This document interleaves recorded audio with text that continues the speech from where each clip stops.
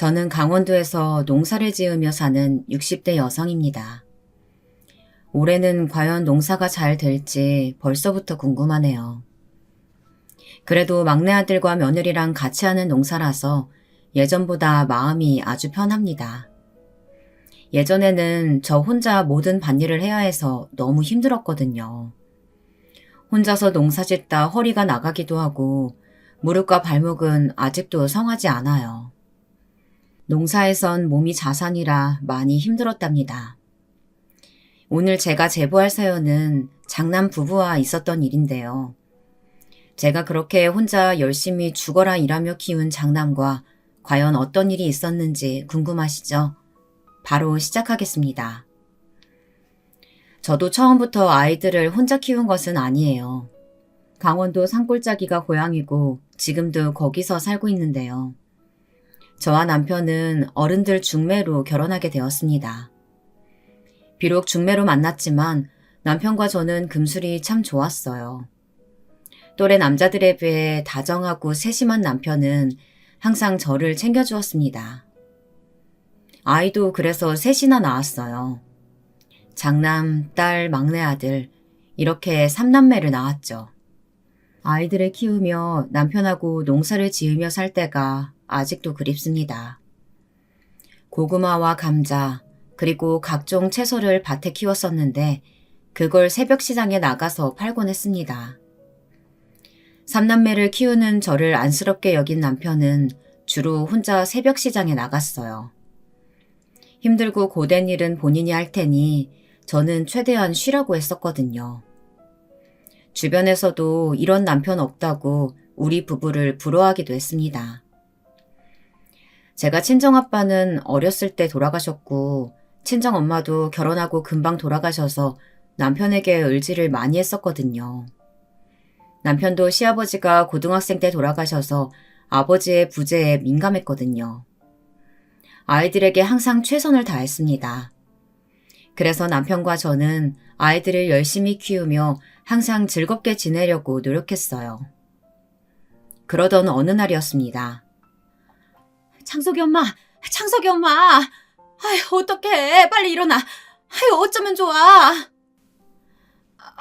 무슨 일이세요? 지금 새벽이잖아요. 지금 잠잘 때가 아니야. 아휴, 어떡해. 이 집 아버지 큰일 났어. 빨리 와봐. 네? 큰일이요? 그게 지금 무슨 말씀이세요? 그날은 유독 막내가 칭얼거려서 저도 늦게 잠이 들었거든요. 약 3시간 정도 잤던 것 같은데 주민들이 저를 찾아왔어요. 다급하게 깨우고 소란스러운 분위기에 아이들도 잠에서 깼죠.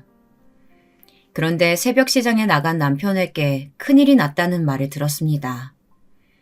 급하게 막내를 등에 업고 밖으로 나갔더니 집 앞 삼거리에 남편이 피를 흘리며 쓰러져 있었습니다. 주변 이웃들의 도움으로 병원으로 옮겼는데 남편은 그대로 병원에 입원하게 되었습니다. 교통사고였고 다행히 바로 그 자리에서 죽은 것은 아니었어요. 하지만 저는 하루아침에 갑자기 남편이 쓰러져 말 그대로 날벼락이었습니다. 그때 아이들 나이가 장남은 8살, 둘째 딸은 6살, 막내는 돌을 갓 지난 그런 나이였거든요. 너무 막막했는데 도움을 받을 수 있는 친척이 있지도 않았습니다. 저와 남편 둘 다 외동이었고 유일한 양가 부모님은 시어머니 뿐이었죠. 그런데 시어머니도 거동이 불편하셔서 우리 부부가 챙겨드리고 있었어요. 이러니 저는 눈앞이 깜깜했습니다. 하지만 슬퍼할 겨를이 없었어요. 당장 남편의 병원비, 아이들을 키워야 하는 생활비가 없었거든요. 교통사고 합의금을 받았어도 급한 불을 껐던지라 넉넉하지 않았습니다. 아이들이 너무 어려서 숙식이 가능한 공장에 갈 수도 없었죠. 남편과 둘이 하던 농사를 결국 혼자 열심히 하게 되었습니다. 당연히 그걸로는 생활하기에 무리였어요. 그래서 시간을 쪼개서 식당에 나가 설거지도 하고 주변 이웃들의 옷감을 받아 수선도 했습니다. 창석이 엄마! 창석이 엄마! 지금 막내 아들 또 또랑에 빠졌어. 네? 어떡해. 바빠서 잠깐 한눈 팔았더니 또 그러네요. 그렇게 제가 열심히 일하니까 자연스럽게 아이들을 잘 돌볼 수는 없었어요. 특히 그래서 막내가 어렸으니 사고를 많이 쳤는데요.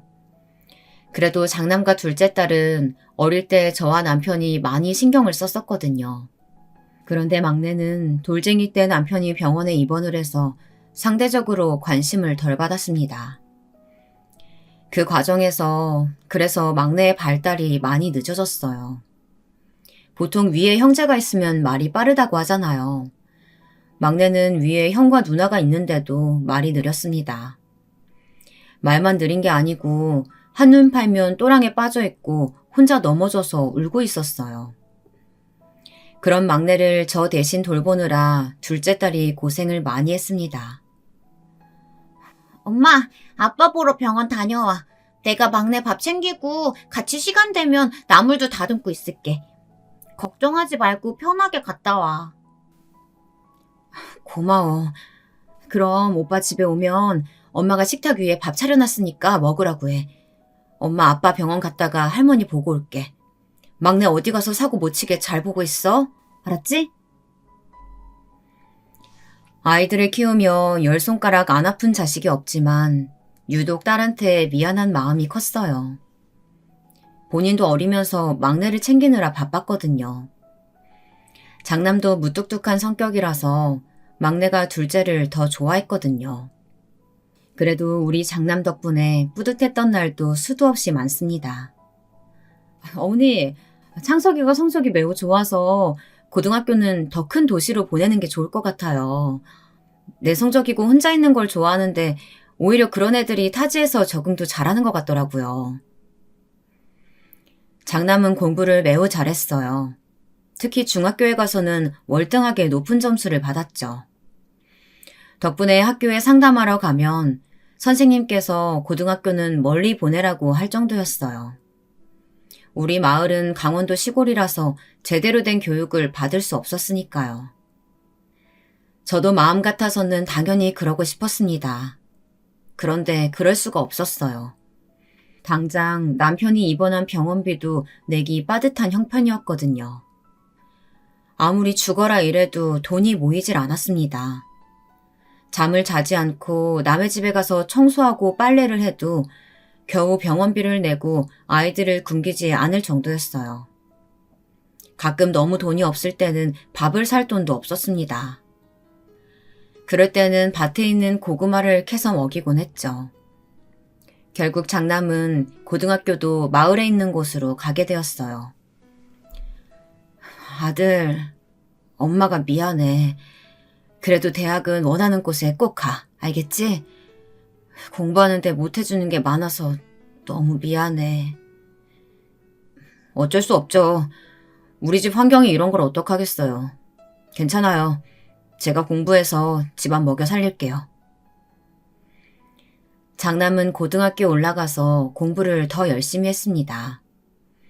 돈을 모으고 모아서 최대한 장남에게 투자했죠. 과외를 시켜줄 형편은 아니었으니 적어도 학비와 학용품은 모자르지 않게 최선을 다했습니다. 그런데 하늘도 무심하신지 우리 가족에게 불행이 닥쳤어요. 이제는 정말 마음의 준비를 하셔야 돼요. 마지막 수술이 잘 되지 않았습니다. 유감스럽지만 보내주셔야 돼요. 그동안 고생 많으셨습니다. 여보, 안 돼. 여보, 안 돼. 나는 어떻게 살라고. 병원에 누워있던 남편이 하늘로 가게 되었습니다. 마지막으로 수술했는데 그 수술 결과가 매우 안 좋았어요. 남편이 언젠가는 깨어날 거라고 혼자 생각했는데 그러지 않았습니다. 마지막 수술이 수술비가 생각보다 높았어요. 그래서 대출도 무리하게 받았었죠. 저는 남편이 깨어날 줄 알고 무리하게 대출을 받았는데 그건 다 우리 집에 빚으로 들어오게 되었습니다. 정신없이 장례식을 치르고 일을 하는데 도저히 집중이 제대로 되지 않았어요. 그래도 그동안은 남편이 언젠가는 깨어날 거라는 믿음이 있었거든요. 그래도 저희한테는 3명의 아이가 있으니 열심히 일했습니다. 막내는 여전히 또래보다 조금 느렸어요. 장남의 담임선생님을 보러 갈 때는 항상 뿌듯한 마음으로 집에 왔었습니다. 하지만 막내네 학교에 가면 아이가 산만하고 또래와 잘 어울리지 못한다는 소리를 들어서 속상했어요. 사는 게 힘들어서 아이 셋한테 온전한 사랑을 주지 못한 게 참 미안했습니다. 그나마 공부를 잘하던 장남을 굳게 믿고 있었죠. 그러던 어느 날 둘째 학교에 상담을 하러 갔다가 깜짝 놀랐습니다. 진주가 미술에 재능이 참 많아요. 학교에서 대회 열리면 거기서 매번 대상을 받거든요. 축제했을 때도 근처 학교의 다른 미술 선생님들도 놀라시더라고요. 혹시 어머님, 진주 미술 쪽으로 밀어줄 생각은 없으세요? 아이가 집에선 아무 말도 안 해서 몰랐어요. 우리 집 형편이 좋은 편이 아니에요. 남편은 얼마 전에 하늘로 갔고 저도 너무 우리 딸 지원해주고 싶은데 사정이... 그러셨구나. 그렇죠. 원래 예체능은 경제적으로 지원을 해줘야 버티거든요. 안타깝네요. 둘째가 미술에 재능이 있다는 사실을 저는 그때까지 전혀 모르고 있었거든요. 돈 버느라 바쁘다는 핑계로 아이들에게 너무 신경을 쓰지 못해서 미안했죠. 그날 밤 집에 와서 딸에게 물었더니 더 충격적인 소식을 들었어요. 그래서 나는 자퇴하려고. 엄마, 우리는 지금 당장 생활비도 부족해. 오빠 이대로 대학 가면 그때 어떡해? 학비 못 내서 오빠마저 자기 꿈 못 이루면 나 너무 슬퍼. 그냥 자퇴하고 공장 들어갈게. 아니 진주야, 그게 무슨 소리야. 네가 그걸 왜 걱정해. 오빠 학비는 엄마가 알아서 할 거야. 말이 되는 소리를 해. 우리 지금도 빚 많은 거 내가 모를 줄 알아? 엄마한테 말 안 하려고 했는데 엄마 밖에서 일할 때 빚쟁이들이 한두 번 찾아왔는 줄 알아? 그때마다 막내랑 나랑 벌벌 떨어. 이제 그래도 막내 중학교 가니까 내가 종일 안 돌봐도 돼. 저는 전혀 모르던 사실이었어요. 빚쟁이들이 찾아왔다는 것은 알았는데 아이들만 있을 때도 그러는 줄은 몰랐죠. 결국 딸은 고등학교 1학년 때 학교를 자퇴하게 되었습니다. 그리고 바로 섬유 공장에 들어가서 일하기 시작했어요. 어린 나이에 돈을 번다는 게, 그리고 그 돈을 오빠의 학비로 보태려고 그런다는 게 엄마로서 좋지만은 않았습니다. 결국 저는 장남에게 모든 기대를 걸기 시작했어요. 우리의 희생으로 장남이 제대로 공부할 수 있게 되었으니까요. 엄마, 저 대학 합격했어요. 서울에 있는 사립 4년제 대학교예요. 제가 공부하고 싶던 순수 국문학을 공부할 수 있게 되었어요. 뭐? 세상에 합격이라니. 우리 아들 너무 장하다. 엄마는 네가 너무 자랑스러워. 오빠, 진짜 축하해. 나는 오빠가 결국 해낼 줄 알았어. 그렇게 밤낮 없이 공부하더니 이게 웬일이야? 형, 축하해. 축하해. 장남은 마침내 서울에 있는 학교에 합격하게 되었습니다. 몰랐는데 대학에 입학할 때 꽤 많은 돈이 필요하더라고요. 입학금부터 첫 등록금은 딸이 공장에 가서 일한 돈으로 해결했어요. 그리고 제가 모은 돈으로는 아들의 하숙비를 댔습니다. 평생을 강원도에서 자란 저는 아들이 서울에서 공부한다는 게 어찌나 기뻤는지 몰라요. 마을에서 이웃분들도 정말 많은 축하를 해주었습니다.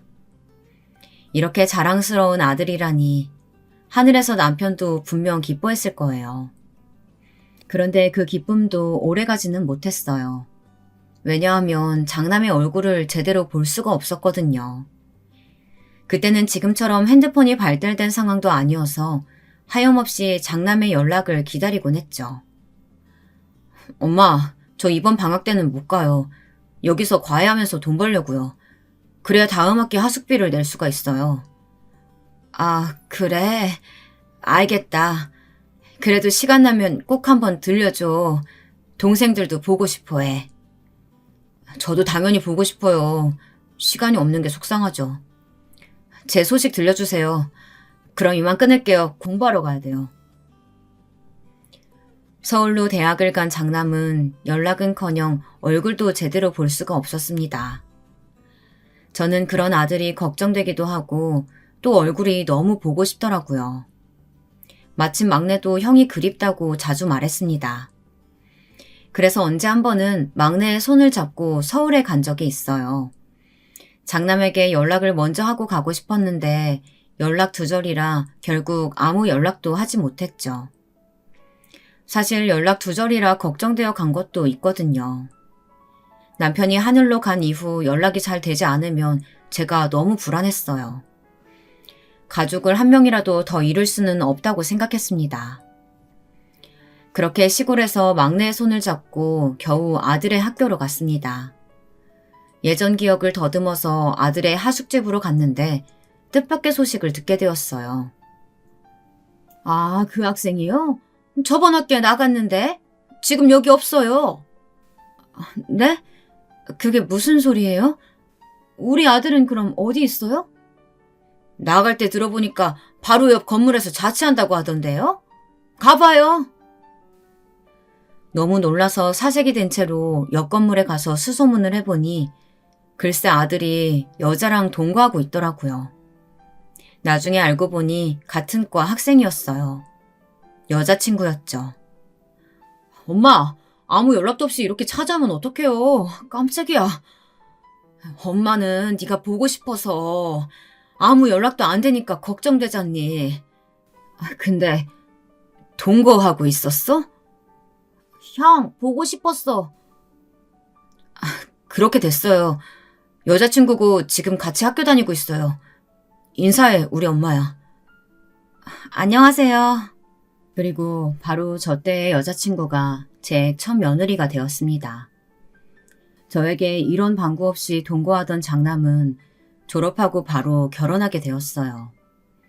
갑자기 연락이 와서 만나던 여자친구를 집에 인사시키러 간다고 하더라고요. 그러더니 진짜 그 주 주말에 우리 집에 찾아왔어요. 저는 갑작스럽지만 그래도 아들이 결혼한다고 여자를 데려오니 얼마나 설렜겠어요. 저번엔 서로 당황스럽게 마주쳤으니 이번에는 좋은 이미지로 남고 싶었죠. 그래서 딸과 막내와 셋이 요리도 많이 준비했습니다. 시장에 가서 우리 아들 드디어 결혼한다고 자랑도 했어요. 밭에서 기른 신선한 농작물로 요리를 하고 기다렸죠. 저녁 식사하러 온다고 해서 그날 아침부터 얼마나 분주했는지 모릅니다. 그런데 6시에 온다고 했던 장남과 며느리는 8시가 거의 다 되어서 도착했어요. 엄마, 우리 왔어요. 버스를 놓쳐서 생각보다 늦게 도착했어요. 죄송해요. 아휴, 아니야. 배고프겠다. 일단 어여 앉아서 밥부터 먹자. 오늘아 수고 많았어. 우리 며느리는 서울 태생이라 시골이 많이 낯설 텐데. 네. 어머니, 혹시 화장실 어디 있나요? 화장실? 여기서 나가면 방 옆에 바로 있어. 며느리는 인사 온 첫날 표정이 좋지 않았어요. 나중에 이웃들에게 들은 말로는 터미널에서 장남과 며느리가 싸웠다고 하더라고요. 며느리 생각보다 우리 고향이 많이 시골이었나 봐요. 며느리는 마음에 들지 않는다는 표정을 대놓고 하고 있었어요. 어머님, 혹시 다른 화장실 없나요? 언니, 혹시 더러워서 그러세요? 그럼, 그 마을회관 화장실은 우리 집보다 깨끗해요. 제가 안내할게요. 저 따라오세요. 며느리는 화장실부터 시작해서 모든 게 다 마음에 들지 않았나 봐요. 뚱하게 앉은 채로 밥도 깨작거렸죠. 그 모습이 당연히 좋게 보이진 않았어요. 하지만 뭐라고 할 수도 없겠더라고요. 현실적으로 아들이 결혼한다고 해서 우리 집에서 해줄 수 있는 게 없었거든요. 실제로 그렇게 첫인사를 마치고 장남이 따로 전화가 왔었습니다. 엄마, 혹시 모아놓은 돈 없어요? 처가에서 제가 집을 못 해가니까 심하게 반대를 해서요. 미안하다. 처가댁이 많이 잘 사는 편이니? 엄마가 모아놓은 돈은 빚 갚는 데 써서. 처가가 잘 사는 건 아닌데 그냥 평범해요. 그런데 보통 결혼할 때 남자가 다 집을 해가니까 그게 눈치가 보여요. 그럼 결혼을 조금만 늦추면 안 될까? 엄마가 돈 벌어서 어떻게든 돈을 마련할게. 장남과 불편한 전화를 끊자 딸이 조심스럽게 말을 꺼냈어요. 저도 모르게 한숨을 계속 쉬고 있었거든요. 엄마, 내가 모은 돈 있어. 그거 오빠 신혼집 얻어주는데 쓰자. 뭐? 안 돼. 그거 너 결혼 비용이잖아. 학비까지 내줬는데 무슨 결혼까지 도와줘. 오빠가 모은 돈으론 지금 해결이 안 되잖아. 친구들한테 물어보니까 결혼할 때 남자가 집 해와야 된다고 하던데 세연이도 지금 그게 해결이 안 되니까 우리 집 대놓고 마음에 안 들어 하잖아. 그럼 그렇게 하자. 그 대신 주는 거 아니고 빌려주는 거야. 오빠한테 나중에 갚으라고 하자. 딸은 자기가 공장에서 번 돈을 결혼할 때 쓰겠다고 모아놨었거든요. 그 돈을 장남 신혼집 전셋집을 구하는 데 쓰게 되었습니다. 매매는 비싸서 하지 못하고 전세로 겨우 구했어요. 사실 그것도 우리는 할 수 있는 최선을 다했던 건데 며느리는 마음에 들지 않아 했죠. 하지만 어쩔 수가 없었어요.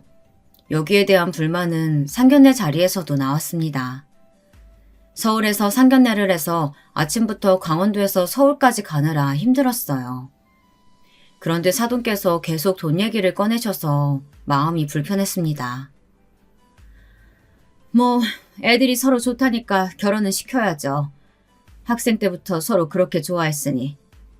그런데 결혼하면서 남자가 집 못 해오는 거는 제 주변엔 없어서 조금 당황스럽네요.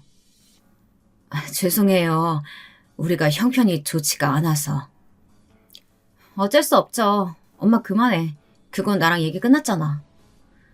제가 돈 많이 벌어서 미영이 고생 절대 시키지 않게 하겠습니다. 제가 노력할게요. 마음이 참 속상하고 불편했습니다. 해줄 수 있는 게 없다는 게 얼마나 마음 아팠는지 모르겠습니다. 그래도 집이라도 구해준 게 어디냐는 마음으로 결혼을 시켰죠.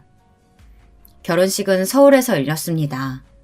딸과 막내, 그리고 이웃들을 데리고 버스를 타고 결혼식에 참석했어요. 제가 친척이 많은 것도 아니고 발이 넓은 편은 아니거든요. 평생 시골에서 살기도 했고 또 일을 밭일이나 식당일, 그리고 이웃들의 일감을 얻어서 그렇게 하다 보니 하객이 조금 부족했어요. 며느리는 서울 태생이고 또 사돈께서 지인이 참 많더라고요. 이렇게 하나하나 비교가 되니까 제가 작아지는 기분이 들었습니다. 속으로 그냥 잘 사는 게 최고의 효도라고 생각했죠. 그런데 장남 부부에게 날이 갈수록 서운한 마음이 드는 것은 어쩔 수가 없었어요. 왜냐하면 대놓고 강원도가 멀다고 잘 오지 않았거든요. 물론 장남은 대학생 때도 집에 잘 오는 편은 아니었습니다. 하지만 결혼했으니 명절이나 제 생일 혹은 어버이날에는 와줬으면 했어요. 그런데 연락이 닿으면 매번 고민하는 모습이었죠. 강원도까지 왕복 4시간은 걸릴 텐데 남편 일이 워낙 바쁘잖아요. 그래서 일단 시간은 내볼 텐데 장남은 못하겠어요. 어머니가 이해해 주세요. 저희가 돈 모아서 집도 사고 또 나중에 아기도 태어날 거 생각하면 미리 돈을 모아야 돼요. 그러니? 알겠다.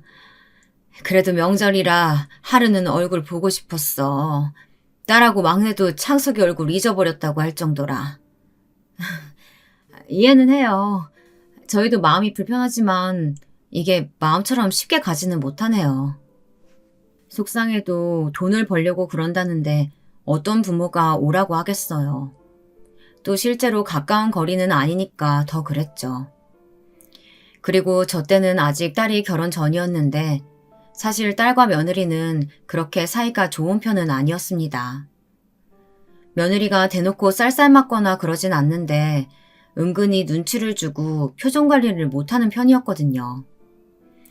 저야 장남 부부에게 해준 것이 많이 없으니 알면서 모른 척을 하곤 했는데 딸은 그런 며느리를 좋아하지 않았습니다. 완전 공주야, 공주. 서울 꽉쟁이라는 말이 우리 새언니 두고 하는 말 같아. 그래도 자기들끼리 사이 좋잖아. 부부 사이 좋은 게 최고의 효도래. 우리가 이해하자. 우리 집 시골인 거 알면서 결혼한 거 아니야? 그런데 뭘 그렇게 와서 표정을 굳히고 있냐고. 불편해서 나도 새언니랑 오빠 집에 오는 거 싫어. 평생을 서울에서 살았으니 시골이 불편하겠지. 그래도 너무 척지지는 마. 네 돈도 결혼할 때 돌려받아야지. 척지면 그것도 힘들다. 며느리는 사실 제가 돈을 줬다고 알고 있었어요. 그게 딸이 공장에 가서 벌어온 겨름자금이라는 걸 알지 못했죠. 그리고 이건 나중에 며느리와 우리 딸의 감정 싸움으로 번지게 되었습니다. 우선 그 일은 며느리가 첫 손주를 낳고 일어났어요. 며느리는 결혼하고 1년이 되지 않아 바로 임신했습니다. 저는 그런 며느리에게 어떻게든 부담을 주고 싶지 않더라고요. 그래서 임신 기간 때 단 한 번도 강원도에 오지 않아도 그러려니 했습니다. 무거운 몸을 이끌고 여기까지 오라고 하고 싶지도 않았죠. 대신 몸에 좋은 음식을 먹이고 싶더라고요. 그래서 미리 연락하고 날짜를 잡고 강원도에서 서울까지 간 날이었습니다. 어머님 오셨어요? 아유, 이게 다 뭐예요? 이거 다 들고 오셨어요? 너무 힘드셨겠네. 이거 다 내가 동네에서 제일 신선한 것으로만 골라왔어. 이 나물들은 농약도 안 친 완전 유기농이야. 임신했으니까 이런 좋은 것만 먹어야지. 며느리에게 먹이려고 반찬도 여러 개 해서 가져갔어요. 어머, 제가 원래 고사리를 안 먹긴 하는데 그래도 감사해요. 남편 보고 먹으라고 할게요. 그래. 혹시 또 먹고 싶은 거 있으면 언제든지 말하고. 알겠지? 장남 부부에게 제가 부담될까 두려워서 자고 가지도 않았습니다. 퇴근한 장남의 얼굴만 보고 바로 막차를 타고 집에 돌아왔죠. 그리고 며느리가 아기를 낳았다는 소식을 듣고 쌈짓돈을 모아 보냈어요. 조금이지만 그 조금이라도 도움이 되고 싶었거든요. 당연히 첫 손주라 너무나도 보고 싶은 마음이 컸습니다. 그건 우리 딸과 막내도 똑같은 마음이었어요. 그래서 먼저 연락을 기다렸는데 보러 오라는 소리를 안 하더라고요. 결국 또 제가 먼저 연락하게 되었습니다. 창석아, 아기 건강하니? 엄마랑 동생들이 보러 가고 싶은데 언제가 괜찮아? 시간만 알려주면 우리가 거기에서 맞출게. 엄마, 지금 아내가 친정에 가서 조리하고 있어요. 아마 2달은 있을 텐데 우리 집으로 다시 오면 제가 연락할게요. 그러니? 알겠다. 그럼 연락 기다릴 테니까 꼭 연락 줘. 너무 보고 싶다. 그렇게 2달을 손꼽아 기다렸는데 도저히 연락이 오지 않더라고요. 결국 제가 먼저 연락해서 손주를 보고 싶다고 말을 꺼냈습니다. 그런데 돌아온 대답이 너무 충격이었어요. 어머니, 아직 아기가 많이 어려서요. 특히 위생이나 면역 관련해서 신생아는 취약해요. 제가 몸이 많이 힘들기도 하고 지금 정신이 없어요. 괜찮으시면 조금만 더 나중에 보면 안 될까요? 며느리는 몸이 좋지 않다며 우리 가족이 신혼집을 방문하는 것을 꺼리더라고요. 그래서 결국 손주를 저는 100일 잔치 때 처음 보게 되었습니다. 너무 기다렸던 만남이었고 또 손자를 실제로 보니 예뻐서 감탄사가 나왔어요. 어머님, 도련님하고 아가씨랑 다 화장실 가서 손 씻고 와주세요. 아이가 너무 어려서 예민해요. 이해 부탁드려요. 언니, 저희 이미 들어오기 전에 씻고 왔어요. 괜찮아요. 그래도 아기 앉기 전에 한 번 더 부탁드려요. 요즘 특히 세균에 의해 감염되는 경우가 많잖아요. 비누로 깨끗이 닦아주세요. 네, 알겠어요. 비누로 닦고 물티슈로 닦아서 아예 세균 없게 할게요. 네, 그럼 다 손 깨끗이 씻고 나와주세요. 딸과 며느리의 은근한 신경전이 느껴졌어요. 그래서 그냥 저는 딸을 끌고 화장실로 가며 이야기했습니다. 오늘만큼은 며느리에게 다 맞춰주자고요. 그렇게 100일 잔치가 끝나고 강원도로 돌아가는데 발이 떨어지지 않았습니다. 겨우 본 손자를 또 언제 다시 볼지 모르니까요. 다행히 다음 달 바로 추석이 있어서 그날을 기대하며 돌아갔습니다. 그런데 추석 3일 전 장남에게 연락이 왔어요. 엄마, 아기가 너무 어려서 이번에는 고향 못 갈 것 같아요. 가게 되면 기저귀부터 젖병이랑 손수건 챙길 게 너무 많거든요. 또 시골이라 환경이 아내랑 아기가 불편해서 이번에는 힘들 것 같아요. 대신 다음 설에는 꼭 보러 갈게요. 장남 부부가 방문할까봐 기대해서 어떤 요리를 할지 생각 중이었던 저는 당황했어요. 하지만 현실적으로 안 그래도 화장실을 불편해하는 며느리였잖아요. 아기까지 있으면 당연히 불편할 거라고 생각이 들었습니다. 제가 저 좋다고 어린 아기와 며느리를 불편하게 할 수는 없었어요. 그렇게 손자가 있어도 보지도 못하고 시간이 흐르고 있었죠. 설날 전에 딸이 결혼한다는 소리를 하더라고요. 딸은 공장에서 만난 남자와 결혼하기로 예정되어 있었어요. 저도 몇 번 봤는데 사람이 참 순하고 건실했습니다. 그래서 사위가 들어온다는 소식에 마냥 기뻤죠. 다행히 둘 다 우리 고향 사람이었어요. 사위네 집은 그렇게 잘 사는 집은 아니었지만 그래도 본인들이 좋다니 당연히 결혼을 찬성했습니다. 며느리를 맞이할 때처럼 사위가 올 때도 음식을 많이 준비했어요. 아이고 장모님, 다음부터 이렇게 많이 차리지 마세요. 사위 배 터져요. 아유, 이걸 다 먹을 줄은 몰랐지. 입에는 잘 맞아? 나는 우리 장모님이 식당 사장님인 줄 알았어요. 이렇게 음식 잘하는 거 보면 내가 나중에 식당 하나 열어드릴게요. 세상 사람들 다 장모님 손만 알아야 돼요. 사위는 넉살이 참 좋았어요. 그 모습을 보니 자연스럽게 며느리가 떠오르기도 했죠. 그렇다고 대놓고 비교할 수는 없었고 그냥 마음속으로만 생각했습니다. 상견례 자리도 장남과는 달리 너무 훈훈한 분위기였어요.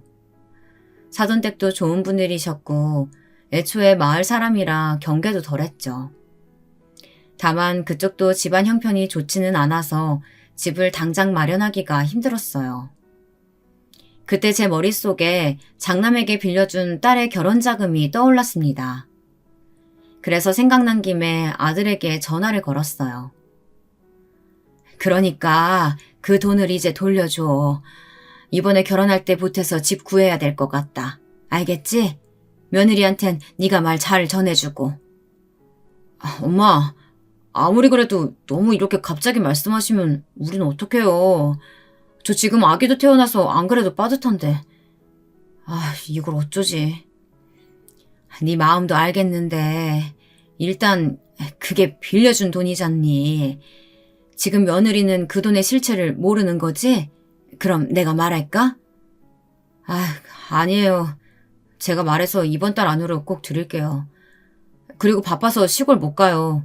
설날에도 못 갈 거예요. 끊을게요. 장남은 짜증 섞인 목소리로 전화를 끊었습니다. 당황했지만 그래도 받을 건 받아야 한다고 생각했어요. 딸의 결혼식이 다가오며 집을 구해야 하는데 장남은 연락이 잘 되지 않았습니다. 결국 저는 며느리에게 전화를 걸어 설명했어요. 저는 전혀 모르던 얘기라서 당황스러워요. 그런데 지금 아기가 돌도 안 됐잖아요. 갑자기 전세금을 주라고 하시면 저희는... 그럼 단칸방에 가서 살아야 되나요? 어머님 손주잖아요. 그렇게 예뻐하셨으면서 저 서운해요. 아무튼 차용증이라도 써드릴 테니까 지금은 곤란해요. 그러니? 그런데 나도 내 돈이면 이렇게 안 할 텐데 우리 딸 돈이라 조심스럽네. 나한텐 똑같은 자식이거든. 원래 10손가락 깨물어서 안 아픈 손가락이 없다고 하잖아. 어머님 마음도 이해하죠. 그런데 저희 사정이 너무 안 좋은데 어떡해요. 남편이 돈을 잘 벌면 저도 이런 소리 안 해요. 그런데 남편이 요즘 회사가 힘들어서 돈을 예전처럼 못 벌어서 저도 사는 게 너무 힘들어요. 저희끼리 먹고 사는 것도 벅차다고요. 며느리는 대놓고 곤란해하더라고요. 제가 중간에서 하도 난처해 하니까 딸이 나중에는 됐다고 했습니다. 엄마, 됐어. 그냥 나중에 받자. 저렇게 죽는 소리 계속하는데 어떡해. 그냥 우리가 좀 작은 평수에서 시작할게. 어차피 기록 다 남아있고 괜찮아. 차용증도 썼잖아. 일단 내 결혼식이니까 행복하게 준비하자. 딸은 결혼식 전에 얼굴을 붉히기 싫다고 저를 말렸어요. 저도 딸의 의견을 존중하고 장남 부부에게 더 요구하지 않았습니다. 그렇게 딸의 결혼식 날이 되었죠. 엄마, 저희 왔어요. 서울에서 오는데 길이 막히더라고요. 정확히 4시간 걸려서 왔어요.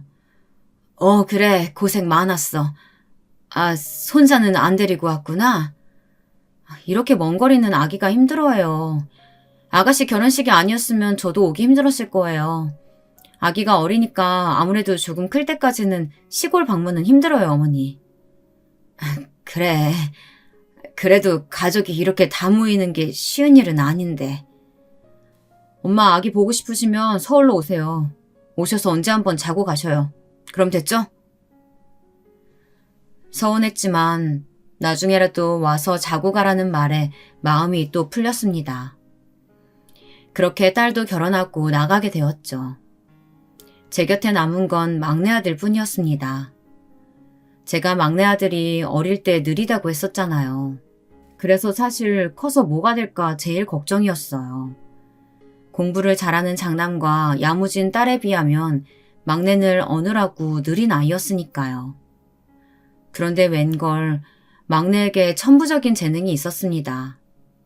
그건 바로 농사였어요. 가만 보니 막내가 키우는 농작물이 아주 싱싱하고 죽지도 않더라고요. 확연하게 차이가 날 정도로 수확을 매우 잘했습니다.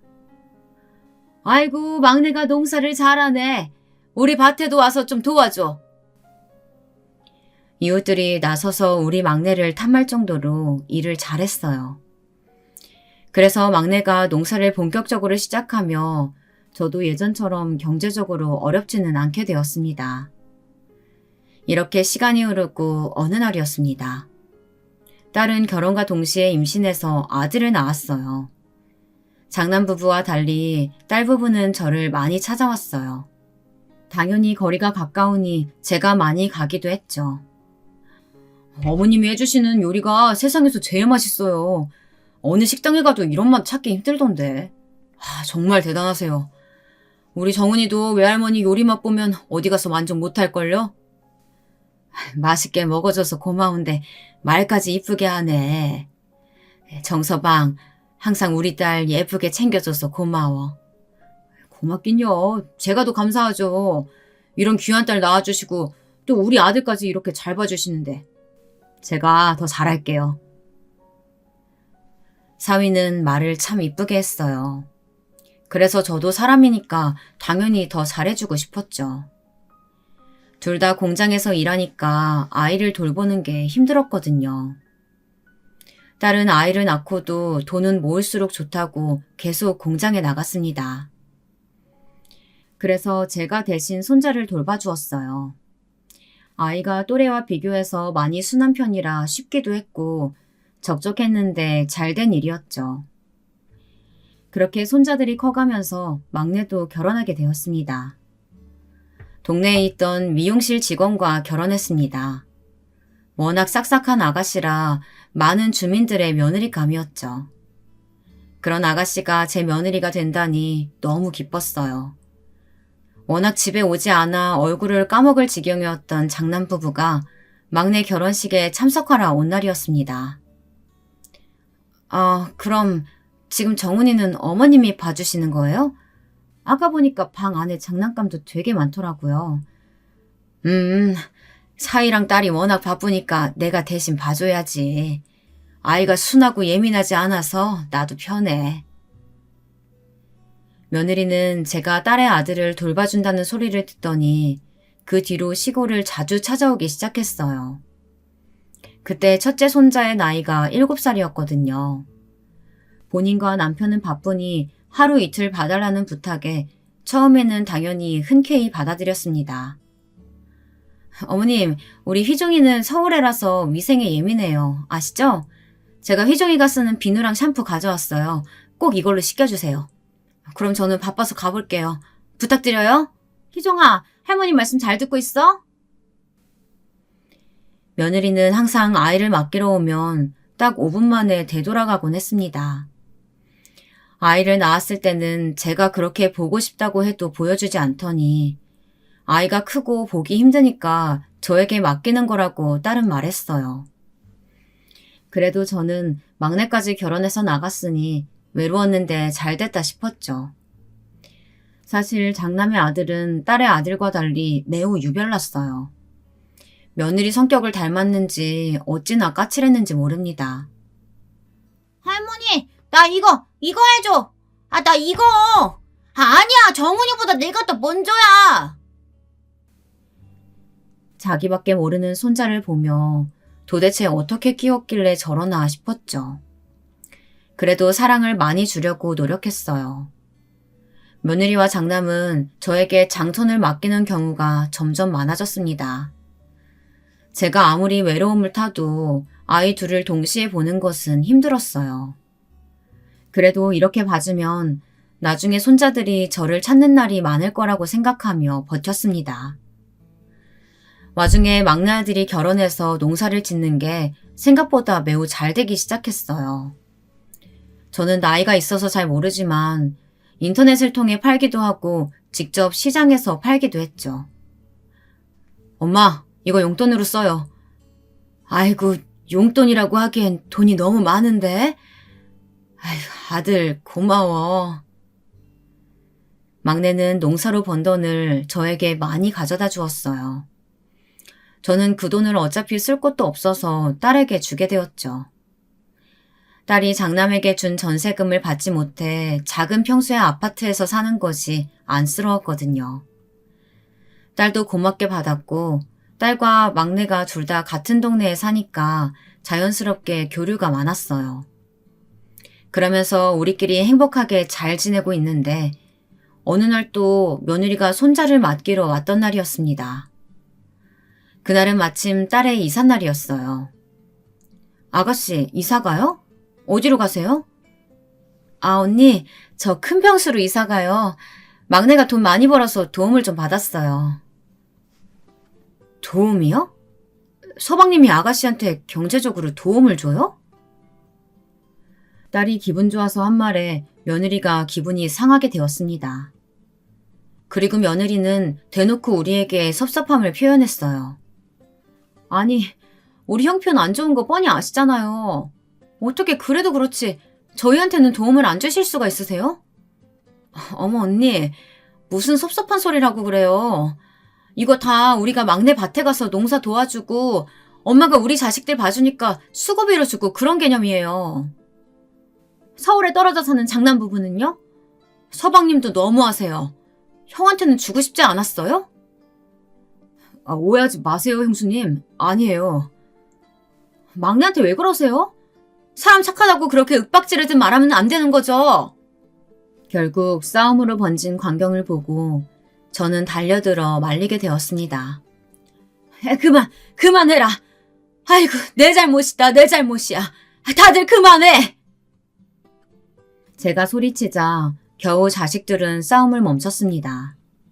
가만히 생각하니 오해가 많은 것 같았죠. 그래서 일단 며느리를 달랬고 며느리가 서울에 간 뒤에 자식들을 달랬어요. 저는 다 같이 행복하게 살고 싶었는데 어쩌다 보니 상황이 이렇게 흘러가게 되었죠. 나는 진짜 세연이 이해를 못하겠어. 예전에는 아기 보여주지도 않더니 이제는 엄마한테 와서 맡기고 갔고 저게 인간이야? 자기들도 사느라 바빠서 그런 거겠지. 우리가 이해하자. 본인들도 얼마나 괴롭겠니. 막내가 착하고 순하니까 돈 달라고 하는 거 봤어? 난 오빠도 실망이야. 우리가 어떻게 본인 성공 위해서 희생했었는데 자기가 갚을 생각을 해야지 오히려 뜯어가니? 그래, 네 마음은 이해해. 엄마도 그 부분은 속상하다. 너는 고등학교 자퇴까지 했잖아. 물론 그때는 내 선택이었지만 속상한 건 어쩔 수가 없네. 아휴, 그날 둘의 싸움 이후로 며느리는 저를 찾아오지 않았습니다. 연락해도 받지도 않았어요. 장남에게 대신 연락을 몇 번이고 했지만 장남도 일이 바쁘다는 핑계로 받지 않았죠. 그러다 제가 이러다 영영 인연이 끊길 것 같더라고요. 그래서 몰래 돈을 보내기 시작했어요. 이건 딸도 막내도 모르던 사실이랍니다. 그랬더니 조금씩 연락을 받기 시작했죠. 그런데 찾아오지는 않았어요. 명절에도 제 생일에도 겨우 전화 한 통으로 대신하곤 했습니다. 어머님, 이번 명절도 바빠서 도저히 못 갈 것 같아요. 얼굴 못 본 지가 벌써 3년째라. 보고 싶구나. 어떻게 손자 내가 돌봐줄 테니까 올래? 이제 초등학교 들어가서 지금 바빠요. 어머님이 이해해 주세요. 대신 5월에 어버이날 있잖아요. 그때 꼭 찾아뵐게요. 약속해요. 그래, 알았다. 그럼 어버이날에 보자. 며느리는 어버이날에 저를 찾아온다고 말했어요. 워낙 손자도 장남도 며느리도 못 본 지가 오래되어 그리웠었는데 잘 됐다 싶었죠. 오랜만에 보는 손자가 얼마나 컸을지도 궁금했습니다. 딸은 왜 기다리냐며 저에게 핀잔을 주었지만 그래도 저는 설렜어요. 손자가 식혜를 좋아해서 식혜도 가득 만들었죠. 그리고 어버이날 전날이 되었습니다. 분명히 어제까지도 장남이 오겠다고 했었는데 당일인 어버이날 전날이 되자 갑자기 연락이 왔어요.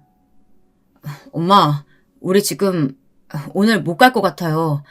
아들이 갑자기 감기에 걸려서 응급실에 가야 돼요. 늦게 연락해서 죄송해요.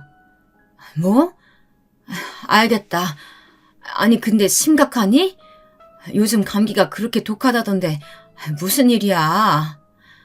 일교차가 커서 감기에 걸렸나 봐요.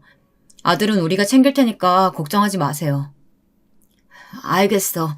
아프지 않게 잘 챙겨주렴. 갑자기 당일에 손자가 아프다는 연락을 받게 되었습니다. 당연히 할머니인 저는 걱정했어요. 그리고 전날따라 유독 손자가 더 보고 싶더라고요. 아무리 말썽을 부려도 손자니까 사랑스러웠거든요. 또 제 자식인 장남도 그렇고 며느리도 몇 년을 얼굴을 못 봤으니 아쉬웠죠. 순간 머릿속에 생각이 들었습니다. 매번 장남 부부와 손자가 고향에 왔으니 이제 제가 가야겠다고 마음을 먹었죠. 엄마가 간다고? 지금 보니까 표는 남아있어. 오늘 막차 타고 올 거야? 안 그래도 식혜 이렇게 만들어놨는데 그거라도 주고 와야지. 다들 얼굴 못 본 지도 오래됐잖니. 간 김에 주고 오늘 안에 돌아올게. 그렇게 서울로 설레는 마음을 가지고 가게 되었습니다. 아픈 손자에게 먹일 식혜를 보며 뿌듯한 마음이 들었어요. 몇 시간을 달려 마침내 서울에 도착했습니다. 병원으로 갈지 아들 집으로 갈지 고민하고 장남에게 전화를 걸었습니다. 그런데 5번이 넘도록 받지를 않았어요. 아유, 왜 이렇게 안 받아? 손자가 많이 아픈가? 아유, 이게 무슨 일이야. 저는 웬만하면 며느리에게 연락하지 않거든요. 어쩔 수 없을 때만 연락을 하는데 전날은 장남이 연락을 받지 않아서 며느리에게 전화했어요. 며느리도 한 번에 받지는 않았어요. 저는 안 그래도 걱정이 매우 많은 성격입니다. 그런데 둘 다 연락을 안 받으니 순간 머리에 많은 생각이 스쳐 지나갔어요. 손자가 혹시 수술을 했나? 응급실에 가서 연락이 되지 않는 건가? 초조하고 불안한 마음에 손까지 떨고 있었죠. 제가 대합실 한가운데서 전화기를 붙잡고 그러고 있으니 영무원이 저를 도우러 왔어요. 어르신, 무슨 일 있으세요? 아까부터 지켜봤는데 계속 핸드폰만 들고 계셔서요. 아들 부부가 연락이 되질 않아서요. 손자가 아프다고 했던 게 마지막 연락인데 아무래도 무슨 일이 생긴 것 같아요. 어떡하지? 순간 저를 친절하게 돕는 사람을 보니 감정이 북받쳐 올랐습니다. 그러자 영무원은 본인이 전화를 해보겠다며 핸드폰을 가져갔어요. 그리고 영무원의 핸드폰으로 가장 최신 연락인 며느리의 번호로 전화를 걸었죠. 그랬더니 너무 놀랍게도 전화를 한 번에 받더라고요. 영무원도 놀랐고 저도 놀랐습니다. 안녕하세요. 네, 선생님. 여기는 서울역이에요. 혹시 시골에서 어르신이 올라오셔서 지금 연락이 안 된다고 하시던데 전화 바꿔드릴게요. 여보세요? 아가? 왜 내 전화는 안 받고? 아니다. 아이는 괜찮니? 어머니, 지금 뭐 하시는 거예요? 이렇게 갑자기 서울역이라뇨. 애가 아프대서 내가 만들어준 식혜를 좋아하잖아. 그래서 얼굴도 너무 오래 못 봐서 들고 왔어. 이것만 주고 바로 내려갈게. 어머니, 진짜 도대체 왜 이러세요? 우리 부부 그냥 좀 냅두시면 안 될까요? 일단 어디니? 내가 거기로 갈게. 택시 타고 갈 거니까 주소만. 저희 지금 서울 아니에요. 진짜 눈치가 왜 이렇게 없으세요? 내려가 계세요. 저희가 연락할게요. 며느리의 말에 저는 너무 놀랐습니다. 서울이 아니라는 말에 이게 무슨 상황인가 싶었죠. 일단 영무원의 폰으로 전화한 거라 핸드폰을 돌려주고 제 핸드폰으로 전화를 걸었어요. 아니 어머님, 말씀드렸잖아요. 저희 서울 아니라고요. 왜 자꾸 이러세요? 진짜 노인네가 적당히 하면 알아들어야지. 뭐? 너 지금 나한테 뭐라고 그러는 거니? 나는 너희 보려고 시골에서 지금 올라왔는데 너희가 나한테 어떻게 이래? 순간 서운했던 마음이 울컥하고 터져나왔어요. 단순히 이번 일뿐만이 아니고 그동안 참아왔던 게 터졌습니다. 속상하고 서운하고 원망스러웠어요. 그런데 그런 저를 두고 며느리는 쌍욕을 하며 노인네가 눈치가 없다는 등 저를 원망하더라고요. 제가 이런 사람을 위해 시골에서 올라온 것은 아니잖아요. 당신도 진정해. 엄마, 저예요. 일단 나중에 설명할게요. 애 아픈 거 아니니까 너무 걱정 마세요. 장남이 중간에서 중재 아닌 중재를 하는데도 귀에 들리지 않았어요. 오히려 장남에게 서운한 마음이 매우 컸습니다. 속상한 마음에 그대로 식혜를 들고 다시 강원도로 표를 구해서 갔어요. 가는 길에 눈물이 자꾸 나왔습니다. 터미널에 도착하니 딸과 사위가 마중 나와 있었어요. 엄마, 왜 울어? 세훈이랑 언니 못 봤어? 설명해봐. 이게 무슨 일이야? 제가 눈물을 참으며 서울에서 있었던 일을 말하자 딸과 사위는 분노하기 시작했어요. 아니, 제가 안 그래도 아내한테 맨날 뭐라고 했거든요. 옆에서 봐도 장모님이 대접 못 받는 게 보여서요. 근데 이게 무슨 경우예요? 엄마, 나 너무 속상하다. 도대체 엄마가 왜 이런 취급당해야 돼? 이게 한두 번도 아니고 나 이젠 못 참아. 막내랑 올케도 불러. 그리고 막내까지 불러서 가족회의를 하게 되었죠. 결론을 말하자면 인연을 끊기로 했습니다. 저도 더 이상 인연을 이어가고 싶지 않았어요. 이 과정에서 장남 부부의 서울집이 딸의 돈으로 살고 있었잖아요. 바로 그것부터 빼앗았어요. 다행히 차용증을 쓴 게 있어서 생각보다 쉽게 가져올 수 있었습니다. 어머니, 죄송해요. 저희가 그때 생각이 너무 짧았어요. 이러면 안 되는 거였는데 저희 지금 많이 반성하고 있어요. 엄마, 우리가 그때는 진짜 사정이 있었어요. 아들이 놀러 가고 싶다는 말에 아프단 핑계 댔어요. 너무 죄송해요. 그 전세금 없으면 저희 진짜 고시원에서 살아야 돼요. 됐다. 나는 내가 너 입으로 서울까지 갔던 게 미치도록 후회가 돼. 그냥 앞으로 얼굴 보지 말자. 어머니 죄송해요. 한 번만 봐주세요. 저희가 잘할게요. 사실 장남 부부가 인연을 끊자는 말에 저러는 이유를 저는 알고 있었어요. 우리 시골이 서서히 몇 년 전부터 개발이 되고 있었거든요.